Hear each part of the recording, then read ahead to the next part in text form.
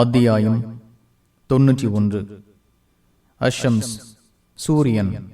பிஸ்மில்லாஹிர் ரஹ்மானிர் ரஹீம். வஷ்ஷம்ஸி வதுஹாஹா. சூரியன் மீதும் அதன் ஒளியின் மீதும் சத்தியமாக. வல் கமரி இதா தலாஹா. அதை அடுத்து வரும் சந்திரன் மீதும் சத்தியமாக.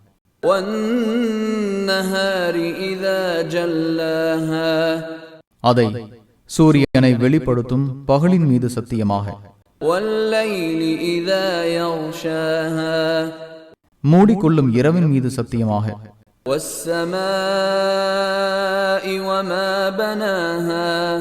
வானத்தின் மீதும் அதன் அமைப்பின் மீதும் சத்தியமாக. வல் அர்தி வமா தஹாஹா. பூமியின் மீதும் அது விரிக்கப்பட்டதன் மீதும் சத்தியமாக. வனஃப்ஸி வமா ஸவ்வாஹா. உள்ளத்தின் மீதும் அதை வடிவமைத்ததன் மீதும் சத்தியமாக. ஃபஅல்ஹமஹா ஃபுஜூரஹா வதக்வாஹா. அதன் நன்மையையும் தீமையையும் அதற்கு அவன் அறிவித்தான். قد أفلح من زكاها. அதை தூய்மைப்படுத்துகிறவர் வெற்றி பெற்றார். وقد خاب من دساها. அதை களங்கப்படுத்தியவர் இழப்பு அடைந்தார்.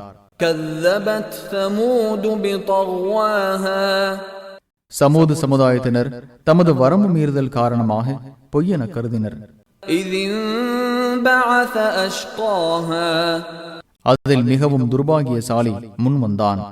فقال لهم رسول الله ناقة الله وسقياها.